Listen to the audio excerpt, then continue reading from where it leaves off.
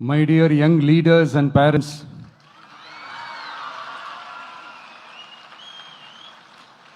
என் நெஞ்சில் குடியிருக்கும் உங்க எல்லாருக்கும் என்னுடைய வணக்கம் வணக்கம் வணக்கம் வணக்கம்.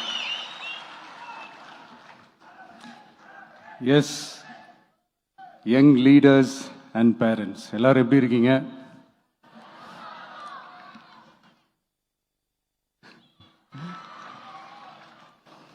உங்க எல்லாரையும் சந்திச்சதுல மிக்க மிக்க மகிழ்ச்சி. Thank you thank you. Love you too. First of all, congratulations for your this beautiful achievements. படிப்புல சாதிக்கணும் தான், படிப்பும் சாதனை தான், அதான் மறுக்கல. பட் அதுக்காக பர்டிகுலராக ஒரே ஒரு படிப்பில் மட்டும் நம்ம அச்சீவ் பண்ணியே ஆகணும் அப்படின்னு நினைக்கிறது ஒன்றும் சாதனை கிடையாது. ஒரே விஷயத்தை பற்றி திரும்ப திரும்ப யோசிச்சு உங்கள் ஆங்ஸைட்டியை ஏற்றிக்காதீங்க. அவ்வளோ ஸ்ட்ரெஸ்ஃபுல் ஆக வேண்டிய அவசியம்லாம் ஒன்றுமே கிடையாது. இது நான் ஏன் சொல்கிறேன்னா, நீட்டு மட்டும் தான் உலகமா?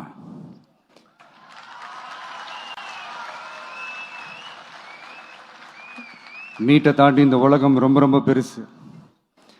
அதில் நீங்கள் சாதிக்க வேண்டியது பல விஷயங்கள் இருக்குது. அதனால் இப்போவே உங்கள் மைண்டை ரொம்ப ஸ்ட்ராங்காக வச்சுக்கோங்க, டெமோக்ராட்டிக்காக வச்சுக்க கற்றுக்கோங்க. ஏன்னா டெமோக்ரஸின்னு ஒன்று இருந்தால் தான் இந்த உலகமும் சரி, இந்த உலகத்தில் இருக்கிற எல்லா ஃபீல்டும் சரி, ஒரு ஃப்ரீடமாக இருக்க முடியும். அது மட்டும் இல்லை, ஒரு முறையான ஒரு டெமோக்ரஸி இருந்தாலே போதும், எல்லாருக்கும் எல்லாமும் ஈக்குவலாக கிடைக்கும். அதனுடைய ஃபஸ்ட்டு ஸ்டெப்பாக உங்கள் வீட்டில் இருக்கிற எல்லாருக்கிட்டையும் சொல்லுங்கள், அவங்கவுங்களுடைய ஜனநாயக கடமையை ஒழுங்காக செய்ய சொல்லுங்க.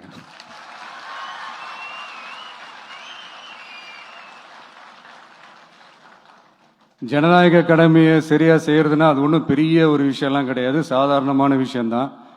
நல்லவங்க, நம்பிக்கையானவங்க, இது வரைக்கும் ஊழலே செய்யாதவங்க யாருன்னு பார்த்து தேர்ந்தெடுக்க சொல்லுங்க. அவ்வளோதான், as simple as that. அதுதான் அந்த கடமை. நான் ஒரு 2 years பேக் இதே ஸ்டூடெண்ட்ஸ் ஃபங்க்ஷனில் நான் சொல்லியிருந்தேன், இந்த காசு கொடுத்து ஓட்டு வாங்கி ஜெயிச்சிடலாம்னு நினைக்கிறாங்க இல்லையா, அவங்கள அந்த கல்ச்சரே யாரும் என்கரேஜ் பண்ணாதீங்க, யாரும் காசு வாங்காதீங்க, உங்கள் பேரண்ட்ஸ்கிட்டையும் எடுத்து சொல்லுங்கன்னு நான் சொல்லியிருந்தேன். அதை அப்படியே ஃபாலோ பண்ணுங்க. ஆனால் நீங்கள் வேணா பாருங்க, அடுத்த வருஷம் என்ன நடக்க போகுதுன்னு. வண்டி வண்டியாக கொண்டாந்து கொட்ட போகிறாங்க. அது அத்தனையும் உங்ககிட்ட இருந்து கொள்ளையடிச்ச பணம் தான். என்ன பண்ண போறீங்க? என்ன பண்ணணும்னு உங்களுக்கு கரெக்டா தெரியும். அது நான் சொல்லிதான் புரிய வைக்கணும்னு ஒன்றும் அவசியம் இல்லை. அண்ட் மை டியர் பேரண்ட்ஸ், உங்ககிட்ட ஒரு சின்ன ரிக்வெஸ்ட். உங்கள் குழந்தைங்களோட விஷயத்தில் எதுவும் ஃபோர்ஸ் பண்ணாதீங்க, ப்ரெஷர் போடாதீங்க, எதுவும் இம்போஸ் பண்ணாதீங்க. ஃபர்ஸ்ட் ஆஃப் ஆல் அவங்களுக்கு என்ன பிடிச்சிருக்குன்றதை தெரிஞ்சுக்கிட்டு அதுக்கு ஏற்ற மாதிரி வழி நடத்துங்க. நான் டெஃபினட்டாக சொல்கிறேன், எத்தனை தடைகள் வந்தாலும் அவங்கவுங்களுக்கு பிடிச்ச விஷயத்தில், அவங்கவுங்களுக்கு பிடிச்ச துறையில் அவங்க கண்டிப்பாக சாதிச்சு காட்டுவாங்க.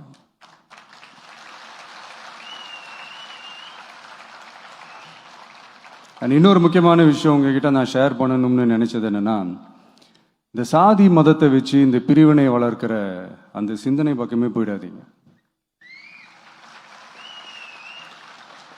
அந்த சிந்தனை உங்களையோ இல்லை உங்கள் மைண்டையோ டிஸ்டர்ப் பண்ணுற அளவுக்கு அதை அலோவ் பண்ணவே பண்ணாதீங்க. விவசாயிகள் என்ன சாதி மதம் பார்த்தா பொருளை விளைய வைக்கிறாங்க? தொழிலாளர்கள் என்ன சாதி மதம் பார்த்தா பொருளை உற்பத்தியில் ஈடுபடுறாங்க? இவ்வளோ ஏன் இயற்கை அம்சங்களான வெயில் மழையில் சாதி இருக்கா, மதம் இருக்கா?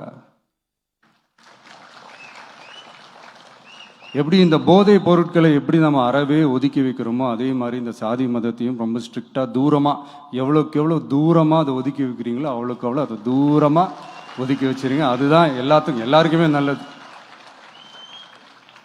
ஏன்னா இப்போ ரீசெண்ட் டைமில் பார்த்தீங்கன்னா, தந்தை பெரியார் அவர்களுக்கே சாதி சாயம் பூச ட்ரை பண்ணுறாங்க.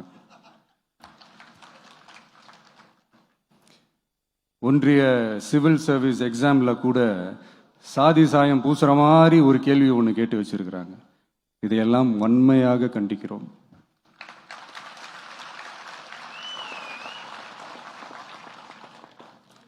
இந்த உலகத்தில் எது சரி எது தவறு அப்படின்றத அனலைஸ் பண்ணி பார்த்தாலே போதும். ஒரு குழப்பம் இல்லாத ஒரு தெளிவான ஒரு வாழ்க்கையை ஒன்று வாழலாம்.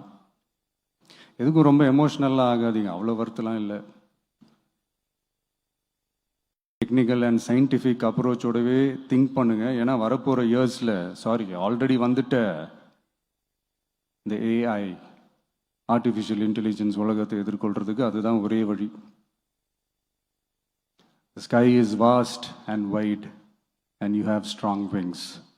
So feel free to fly like a bird with courage, conviction and confidence.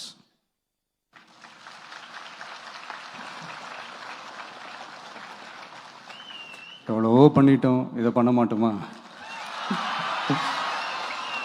எவ்வளவோ பார்த்துட்டோம், இதை பார்க்க மாட்டோமா அப்படின்ற அந்த பாசிட்டிவ் நோட்டோடவே ட்ராவல் பண்ணுங்க. கான்ஃபிடென்ட்டாக இருங்க, நல்லதே நடக்கும், வெற்றி நிச்சயம். மீண்டும் சந்திக்கும் வரை நன்றி, வணக்கம். நான் அடுத்த செட் ஆஃப் ஸ்டூடெண்ட்ஸ் கூட நான் நெக்ஸ்ட் வீக் போல் நான் மீட் பண்ணுறேன். ஸோ அவங்களுக்கும் சேர்த்து இன்றைக்கி நான் பேசினதாகவே இருக்கட்டும். ஏன்னா ஒவ்வொரு வாட்டி இந்த மாதிரி நான் அட்வைஸ் பண்ணிகிட்டு இருந்தேன்னா நல்லா இருக்காது, உங்களுக்கும் போர் அடிச்சிடும். So thank you. எல்லோரும் வாங்க, மீட் பண்ணுவோம்.